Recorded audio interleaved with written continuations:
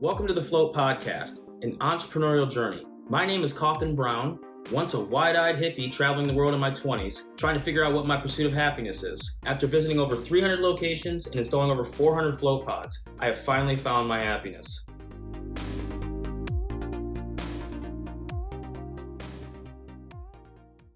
How'd you get from taking the entrepreneurial spirit from your father and then transitioning to floating? Dad was a really brilliant guy. He graduated #1 in his class from NJIT back when it was the Newark Institute of Technology. I think it was Newark Institute. Anyway, but he watched the movie The Freshman with Dustin Hoffman. And one thing that stuck out in my father's mind in that movie, they said a line, they were talking about business. And the one old guy looked at Dustin Hoffman, he said, plastics. Whatever the guy's name is, plastics. And my dad just heard plastics because he was working with metal valve fittings, and everything back then before 65 really was metal valves. But metal corrodes, metal allows contaminants to go into the water. They use it for most plumbing, but he said, maybe I can create thermoplastic valves that will reduce a lot of corrosion, shedding of particles into the water, things like that. So they started over the years to make just PVC valves and fittings. But then there's so many different plastics, Teflon, PVC, different grades of PVC. Some are very resistant to acid. Some are very pure, so they don't ever shed any particles. So you can put ultra pure liquids through it. Like, for example, to clean semiconductor machines, like for the semiconductor chips, because you have to be really, really precise with the water they use for those semiconductors. You can't have any type of contaminants in the water. So anyway, he started a valve company molding and manufacturing valves in New Jersey, and then he would sell them to distributors, and they would use them in plumbing, aquariums, battery acid filling plants, all kinds of stuff. So that's kind of how my entrepreneurial spirit began, because I could see my father, he started this really successful business that provides a real great service for the world in general. And I wouldn't say they're like the GMC or the Ford or the huge Toyota. They're more like a Rolls-Royce company. They're not making billions of dollars, but we're making really highly specialized products that can only be used, that can only basically be bought by us. You can't really get it from China because their valves are tested to about 25,000 cycles. Ours are tested to 1 million cycles minimum. So, I mean, the quality is just head and shoulders above the rest of the world, pretty much.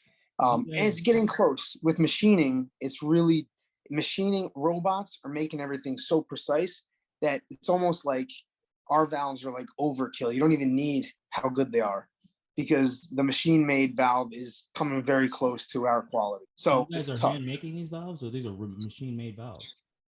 They're molded and then they're machined. But the thing is, it's not all robot. It's not all automated. In a lot of factories, they'll just spit the mold out, quickly put it on a thing, refine it with the machine, put it in a box, it'll get packed up. Our valves go through people's hands every single day. So there's any little tiny, and the better that robots get, human beings are starting to become obsolete. But back 20 years ago, when robots were not that good or machines were not that good, a human touch would be very important in making a quality valve. So you guys are considered plastic valve experts then, right? Yeah, thermoplastic valve manufacturers. We find distributors that sell Chinese valves, German valves, all kinds of other valves, George Fisher valves, Asahi valves, Plastomatic valves. So they'll basically have a catalog.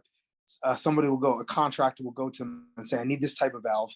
Oh, you should really try the Plastomatic because it'll last 1 million cycles. Or you don't need that, go with the George Fisher or the Asahi valve. So that's how it operates.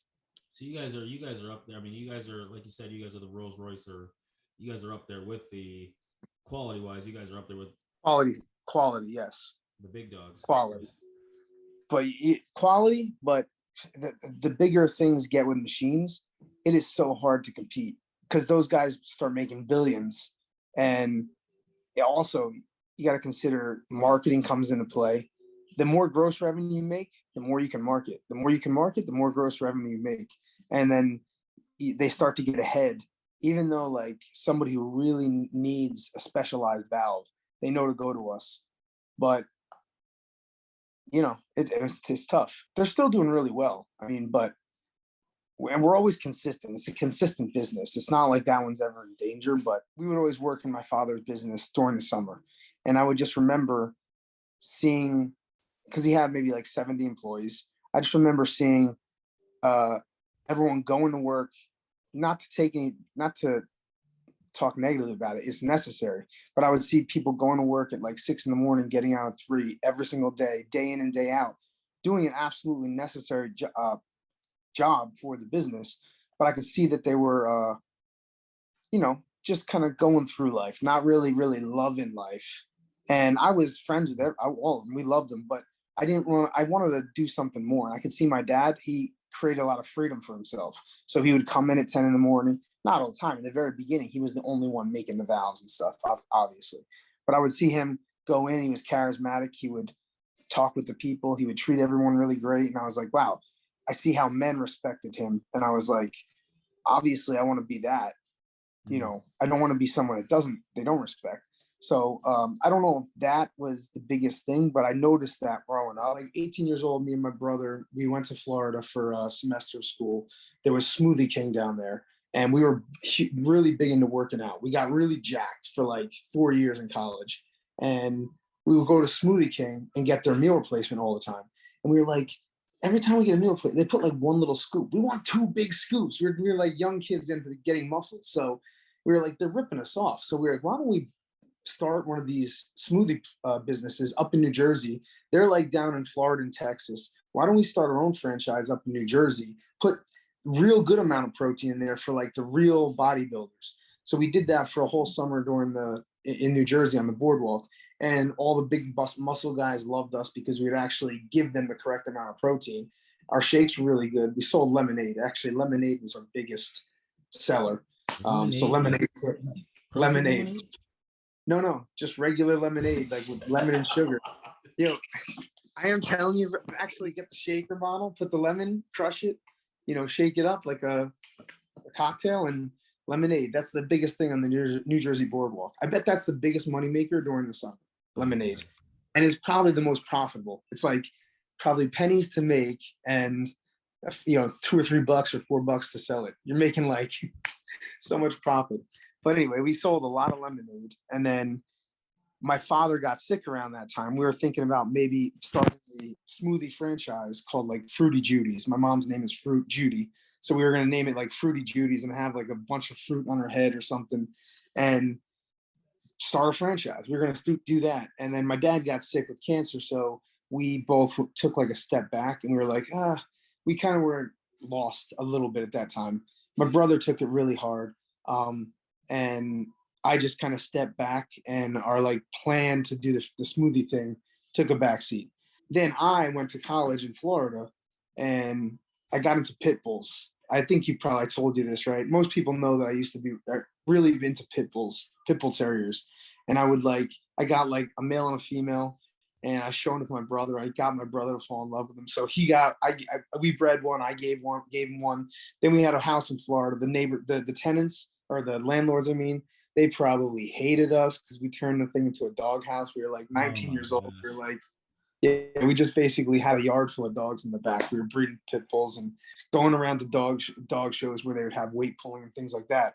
So I noticed one day they were selling these T-shirts with pit bulls on them and everything. And I was like, these T-shirts are so rednecky. They're so trashy. I was like, man, we can get a designer and make some really kick-ass T-shirts with these pit bulls, and we could sell like crazy. Anyway, so we did that. We started slowly. We made like 1 or 2 T-shirts, and then we were going to become like the Mark Echo of like pit bull T-shirts, or like Top Dog. There was a company called Top Dog with the Rottweiler and the pit bull, and our company was called Dead Game. And we started selling T-shirts, and all of a sudden we like blew up across the world. People wanted these Dead Game T-shirts. We got like 9 people to get the logo tattooed on their body, or our designs. Somebody tattooed the design across his chest. And it was all based around a pit bull? Yeah, all based around pit bulls. And like our tagline was purpose, pursuit, perseverance, because pit bulls, this was the kind of line that was very difficult to like dance and make everyone accept it, because we picked a pit bull because I fell in love with pit bulls because of the White Fang movie, and pit bulls historically are fighting dogs. So, and me in high school playing football, I always basically was priding myself on how strong I was and how competitive I was for being only like 5'8". So I would love the fact that I played defensive end and I was better than all the other huge defensive ends. So like the pit bull for me like represented something that was everything a gigantic dog was in a small little package, tight, compact, serious, friendly, Mean and mighty. all, There you go. all great qualities. Anyway, so we just started making these t-shirts based around like this mentality, like a dead game mentality. Dead game, a way of life was our slogan. And our other slogan was purpose, pursuit, perseverance, like a pit bull. Never, they never give up. So we just did that. And for like maybe 10 years or so, I kept it going on a little bit longer than that. But I would travel to Japan, Australia. I would go to shows in Italy, Spain, all over the country, all over the world. And I would just bring like 2 suitcases through the airport, big, huge suitcases, open them up, zip them up, sell them all, sell like a few $1,000s worth of t-shirts in a weekend, and then go back home, and that was so much fun, man. Ooh, I miss what's those. up with that lifestyle? Where are you? Oh, because the kids and the family life slows Well, you down a little bit. Well, yeah, but I mean, honestly, I don't want every single weekend. I don't want to make three or $4,000. I want to make $1 million in a weekend, which is not going to happen with the float spas. But I'm saying I want something more stable where I don't have to. I would love to travel, but I want something where I can make money every day. And the t-shirts, I was sending shirts out through the mail. Like we would send them to Abu Dhabi and all over the world. But it was very niche market. It was a very small market. So we never found like distributors and retailers. And that's a market that you have to market really, really strongly. It's a real competitive market. And we thought a concept or an idea for a clothing company was enough, but really you have to have just nice clothes that everyone wants to wear. They don't care so much about the message. Like me and my brother care a lot about the message behind things. People are starting to care more, I think, nowadays, but before people weren't really caring about what it was about. They just were like, I like the t-shirt. That's it. Just buy me a t-shirt. If it's $20, that's too much money. I'll buy one for $10. So you basically progress from plastic PVC fittings, what do you call them? Thermoplastic valves. Yeah. Thermoplastic valves to lemonade to making apparel about pit bulls. Yes, pretty much. Thousands and thousands of dollars worth of pit bull shirts. Yeah. And we advertised with the UFC. We were sponsored Henzo Gracie, Frankie Edgar, Ricardo Almeida, a lot of guys we sponsored in the UFC. And then we started making boxing gloves, rash guards, MMA shorts. We were around the same time Tap Out was around, but we were in a different market. We were in the pit bull market, and we were trying to transition into like the MMA market. And it just, I mean, it probably could have happened, but I just didn't do it right. I'm sure there's a way to do it, but I just didn't do it right. What you guys? And I gave outfit. Did you guys close it? You guys didn't close it down completely, did you? No, I mean, it just kind of like it just went away. It's still out there, but we have the design saved. I was thinking about actually coming back out with them and just selling them on Instagram. I still have all my connections with the printer, so I basically, whenever I need t-shirts or hats or whatever, I just go to my connections, which is a really good lesson for like entrepreneurs, which I'm not even a successful entrepreneur, but I know what the lifestyle is like, at least. That's to pick up all the relationships through all your failures. You're the perfect example, actually. You're the perfect example of the relationship you build on the way. We haven't done something for like the longest time, but I'm glad you reached out to me because, you're trying to bring awareness to floating, a different app, different way. And when I could do a podcast, I don't care if 5 people see it. It's we're sharing stuff. I'm coming up with ideas. I'll do another one, and then maybe I'll do my own podcast. So, it's relationships like this are like the most important part of building business, because business doesn't matter if you're selling erasers, pencils, floating, a gym membership. It's basically all the relationships, not necessarily who you know, but it's how well who you know. It's like the relationships you build with people, because I know I got a bunch of people that would probably go out on a limb and either loan me money or try to help me in any way they can help me, you know. So I wouldn't have gotten that just by saying, hey, my name's Scott, and like forgetting about them for the rest of the years or not making an impact. So that's like I think that's the most important currency to have in life. Quick question for you. Yeah. Everything that you've done as far as your business life goes, you eventually end up pivoting into floating. As I told you before we started, you know, we're not going to talk too much about the operation. True rest. Yeah. Ready to true rest. However, I Mhm. want to ask you about the equipment, right? The pod. Okay. Yeah, sure. Obviously, I heard on Joe Rogan. Joe Rogan was talking about all these things, ayahuasca, every single thing he would like to try because he does jiu-jitsu also. So I respect what he says. I went down to Castleberry, Florida, tried it out at a place called Total Zen Float. Those guys were really cool. They knew a lot of guys that I do jiu-jitsu with. So there you go. Another example of how relationships kind of intertwine, and they're so important to keep all those really strong throughout your life. So anyway, they knew a lot of guys I did jiu-jitsu with. We became really good friends. I told them, hey, immediately after I floated the first time, I said, I think I'm going to make this a business because I see different kind of demographics walking in here, enjoying the atmosphere. And they didn't have a really great spot. They had an okay spot. It was like a hardcore floater spot that you go to if you're already like a hardcore floater, not like if you're a new client for the Groupon. So I said, hey guys, the name's pretty cool. I'm going back to New Jersey. You want me to start a franchise with you guys and I'll help you out. We'll use your name and I'll take it back to New Jersey. We'll have one here and one in New Jersey. And they were like, no, we're not ready for that. I was like, no problem. Went back to Florida. Went back to New Jersey. You met my son, you met her mom and his mom, and started to look for different pod manufacturers. And I was thinking about starting my own float business because I've done other business in the past. I realized how much work it is to do something on your own. And I just didn't want to enter into that challenge just yet. So at the time I was kind of sort of with my son's mom, we were trying to talk and I was thinking maybe I'll start a business together. That relationship just went sour. So I kind of was by myself looking at float pods.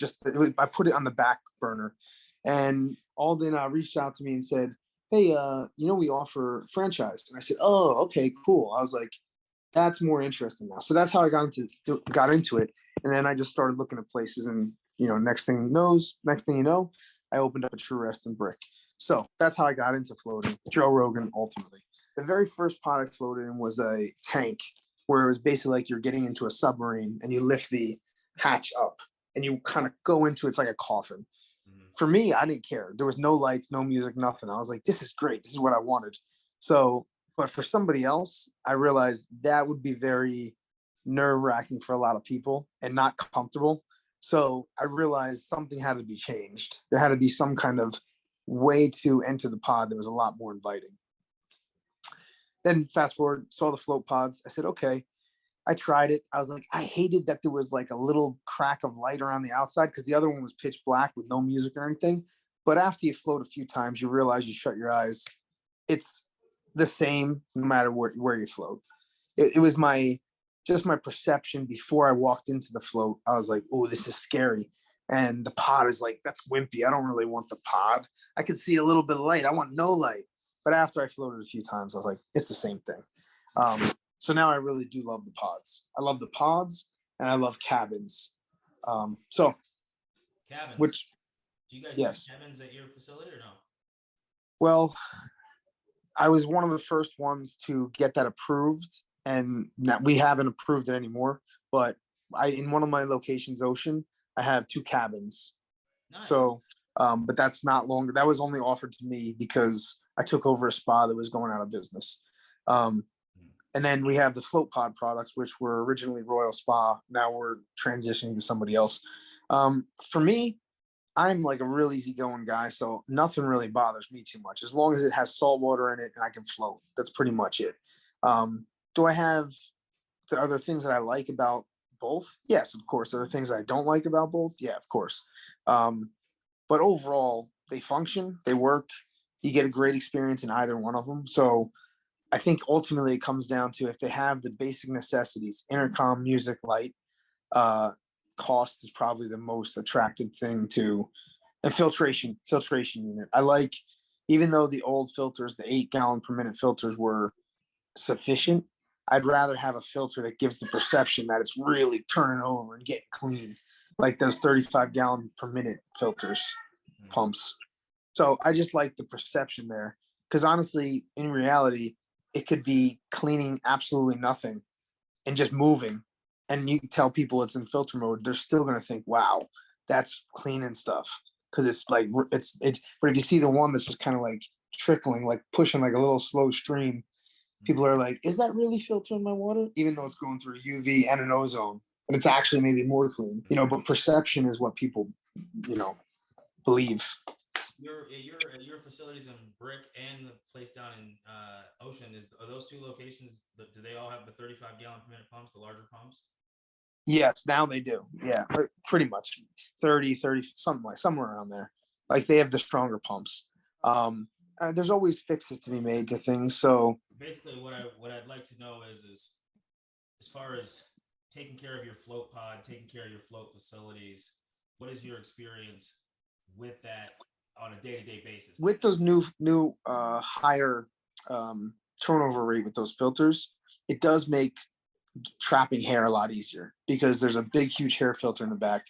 Before we would have to skim, and it's just not it's just not as efficient. So these big filters trap every type of like little, maybe there's like a little piece of earplug or hair or anything like that. They trap everything. So you don't really have to go in there and skim it and look at the light and make sure anything's floating, because we know we're confident that it's picking everything up. Um, we don't really have to change that hair filter all too often because it's a huge filter. We changed the little one in the pod.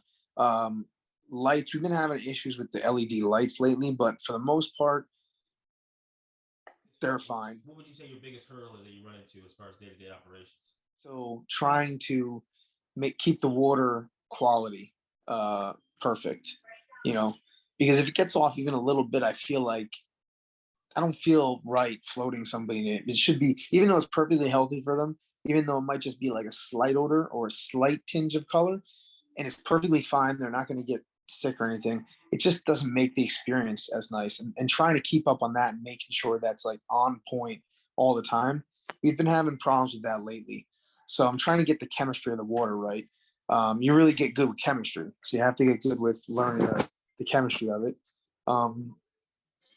No, there's not too many. The pod arms, sometimes they will malfunction, but it's not like a daily thing. Daily operations, really just keeping the salt off, um, making sure my consultants are filtering them frequently enough, and they're getting. It's more of an operations thing more so than a pod problem.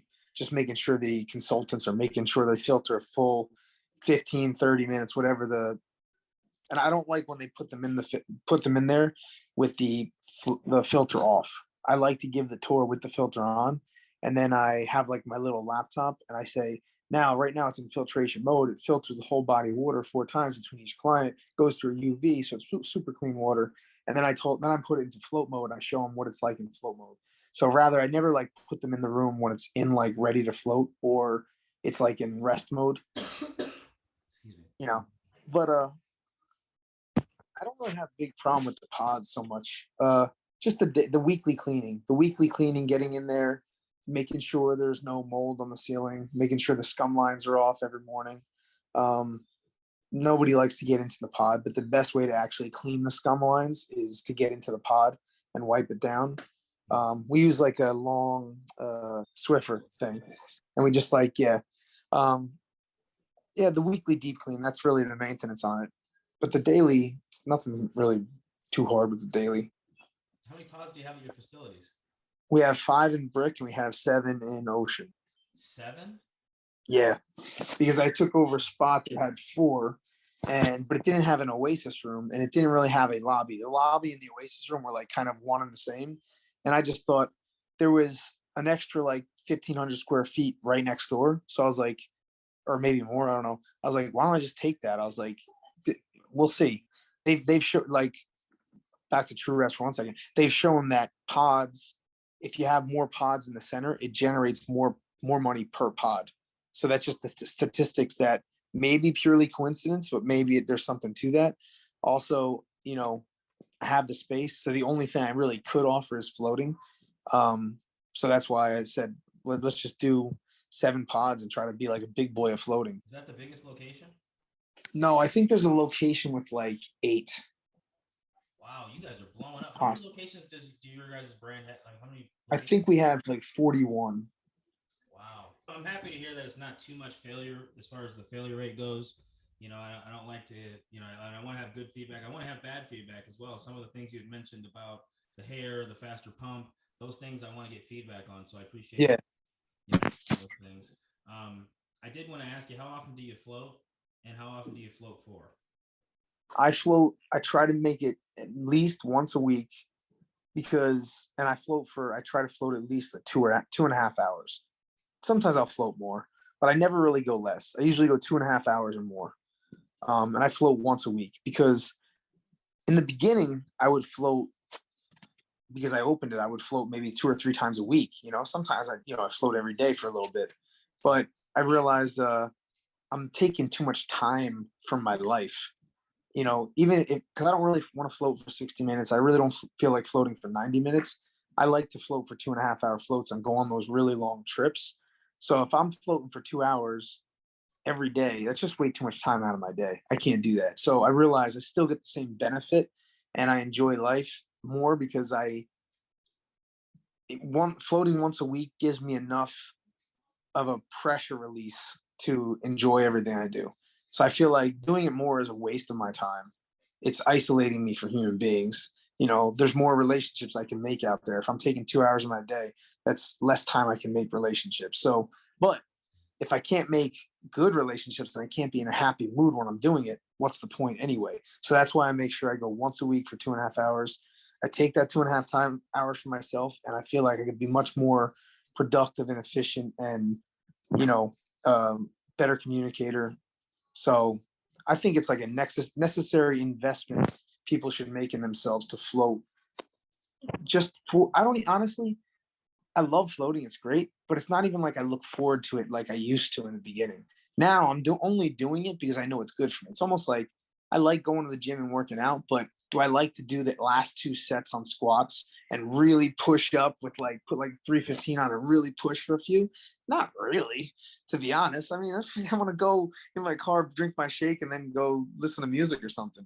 But I realize if I'm going to get big legs and a good body, then I got to put those extra sets in. So same thing for my mind. I realize I have to force myself to float.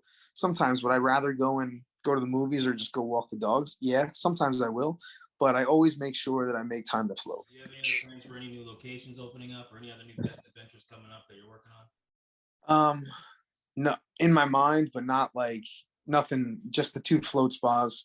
In my mind, I'm always entertaining different opportunities, but right now I realize I got so much on my plate just trying to make these 2 float spas work and get profitable that to like entertain other ideas right now, I would be taking time away from my business. Actually, one thing I'm doing right now, I'm in a band. I practice with a band once a week because I figured that's fun. So like I sing in a band. I never thought I would do that. And I'm like, this is really cool. This is fun. And it's actually my favorite part of my week is doing the band practice. And they're going to have like this, periodically they have this gig. It's called a big gig or a mini gig, and basically perform on stage and all that kind of stuff. So I said, that's pretty fun. I'll do that. And I did one already, and that was really cool. So that's me personally. Try to take it to the next level. You better hop on American Idol or something like that, or what's good? I'm open to any opportunity. Honestly, I'm open. I'm open up to it. I'm open. I don't really want to do American Idol, but I mean, if I'm good enough, I'll be open to do anything. What kind of music are you singing though? Are you singing like country? Because I got like the group of people I'm with, they're older guys at the school. It's an academy. My son goes to the academy too. He goes to the music academy, plays bass. And I said, this is really cool. I want to learn to like play with him. So I went. But the guys they paired me up with were like older guys, older than me. So we play like Marshall Tucker Band, Sweet Home Alabama, Chris Stapleton. I like Chris Stapleton. That's what I like to play. Like more folk music, like more. Yeah, country, folk, rock, that kind of stuff. What's your band name? Well, it's called Petty Cash. Petty Cash. Yeah, because the first concert we performed, what's his name, Tom Petty songs. But that's what I got going on for myself, and I want to possibly open up some different businesses in Florida. My older brother has like a men's clinic for like testosterone therapy and things like that. I'm looking at that. I'm like, that might be a cool business to open. The music academy, I really think that's great because you can have one coach teach 10 kids. And I'm thinking profit. Maybe people love to put their kids in things. So, and plus I'm passionate about it now. So maybe I would like open up a music school, team up with that guy and say, hey, do you want to open one of your brand in Orlando? So I don't know. I got a bunch of different ideas. Hell yeah. Stay busy with it. Yeah, obviously let me know if you need anything at any time. Yeah. I appreciate you coming Cool. on today. Honestly, it's always a pleasure. Yeah, man. Awesome.